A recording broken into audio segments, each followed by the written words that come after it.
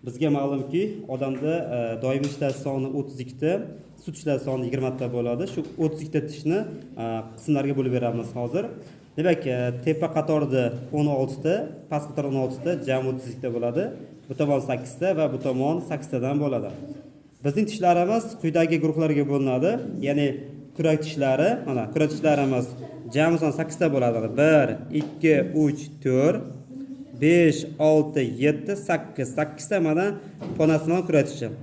Keyingisi esa bu konsimon qoziq tishlarimiz, uni son 4 ta bo'ladi mana. Ya'ni bo'ri tish deymiz-ku mana 1, 2, 3 va mana va 4 ta mana. 4 ta. Bu demak o'sha konsimon qoziq tishlarimiz bo'ldi. Ana endi keyingi tuzilishdagi tishlarimiz bu kichik oziq tishlarimiz bo'ladi. Kichik oziq tishlarimiz soni mana 2 tadan, tepada 2 ta, bitta, 2 ta, 3 ta, 4 ta. Bu tomondaga shunaqa mana 5 ta, mana 5 ta, 6 ta, 7 ta, 8 ta.